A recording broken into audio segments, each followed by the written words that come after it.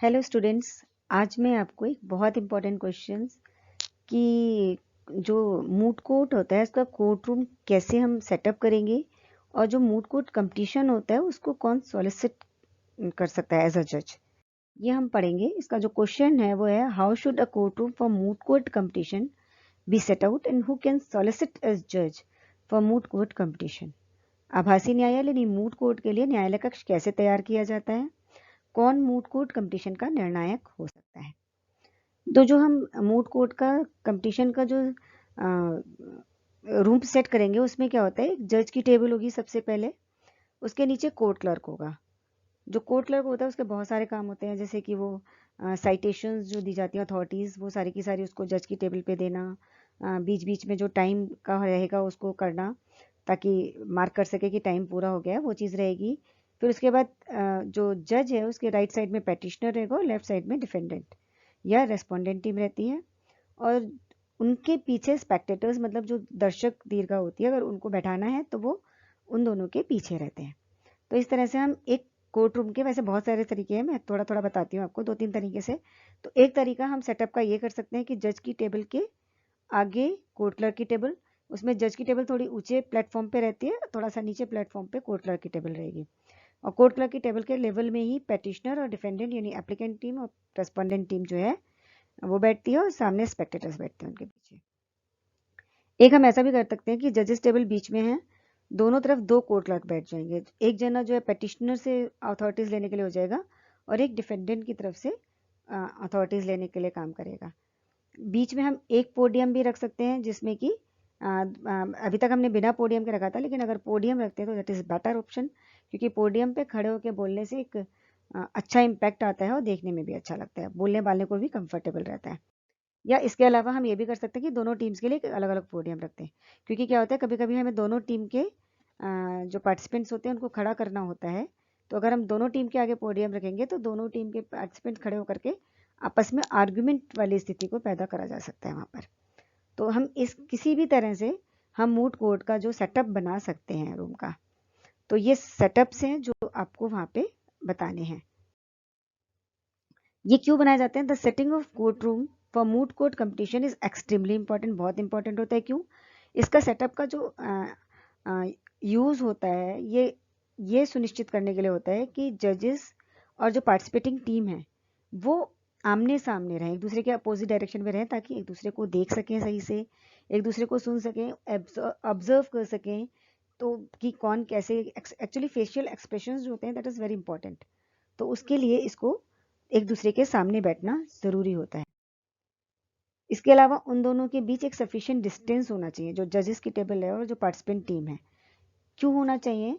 जो उनका पोडियम है उसके बीच में, जिससे कि पार्टिसिपेंट टीम जो है वो ये ना देख सके कि जजेस जो हैं आपस में जो उनके पेपर्स हैं उसमें क्या लिख रहे हैं, कोई रिमार्क लिख रहे हैं या कुछ लिख रहे हैं, या जो जजेस बैठे हैं उनके आपस में क्या कन्वर्सेशन हो रहा है, क्योंकि उससे जो पार्टिसिपेटिंग टीम है उसको पता चल सकता है कि आगे क्या क्वेश्चंस आने वाले हैं या क्या किस तरह का माहौल बन रहा है। तो that should not be leaked, तो इस वजह से उनके बीच में एक डिस्टेंस होना चाहिए जो मेंटेन किया जाना चाहिए, so that the speaker would have to reduce his volume is volume which make it harder to listen for people behind the speaker.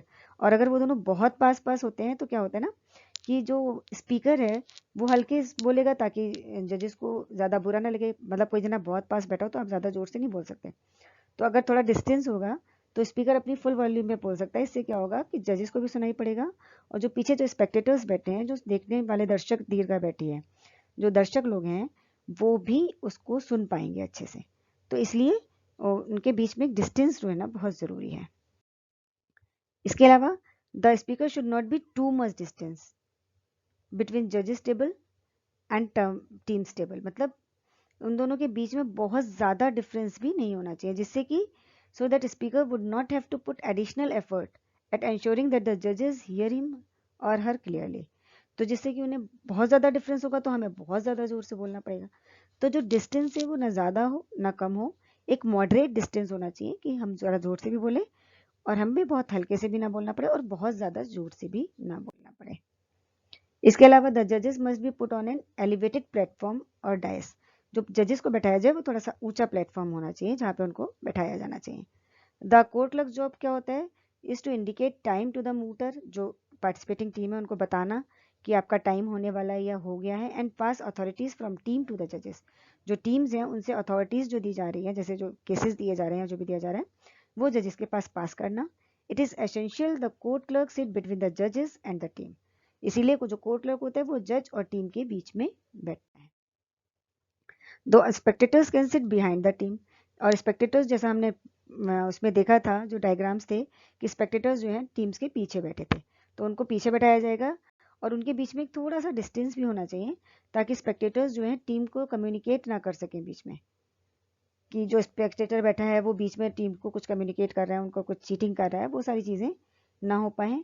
और इससे क्या होता है, टीम को कंसंट्रेट करने में भी फ़ायदा होता है कि वो अपना उस पर कंसंट्रेट कर सकती है कि वो क्या बोल रही है, वरना बार बार डिस्टर्बेंस होगा तो टीम के बीच में भी कंसंट्रेशन की प्रॉब्लम आती है। अब जो इसका नेक्स्ट पार्ट है दैट इज सॉलिसिटिंग जज फॉर मूट कोर्ट कंपटीशन। देखिए जजेस दो तरह के होते हैं, अक्सर ये क्वेश्चन पूछा जाता है कि मूट कोर्ट में जज कौन हो सकता है। एक होता है मूट कोर्ट में जज कौन है, ठीक है ना, वो who can participate as a जज इन अ मूट कोर्ट। तो पार्टिसिपेट कौन करेगा, जो बच्चे होते हैं वही पार्टिसिपेट करते हैं।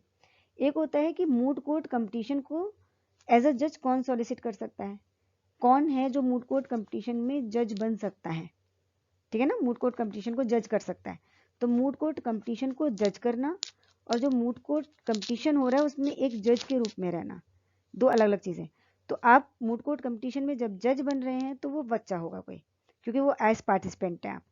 लेकिन जब आप मूट कोर्ट कंपटीशन को जज कर रहे हैं कि कौन जीतेगी टीम या कौन हारेगी, तो वो आपका एकोमोडेशंस हो सकते हैं, मतलब जो टीचर्स वगैरह हैं वो लोग हो सकते हैं, वर्किंग लॉयर्स हो सकते हैं, एक्टिव एंड रिटायर्ड जजेस हो सकते हैं, जो जजेस होते हैं उनको भी वहाँ पे जज के रूप में बैठाला जा सकता है। तो अब और भी कोई जो भी आपको उचित लगे उसको आप मूट कोर्ट कंपटीशन को जज करने के लिए बैठा सकते हैं।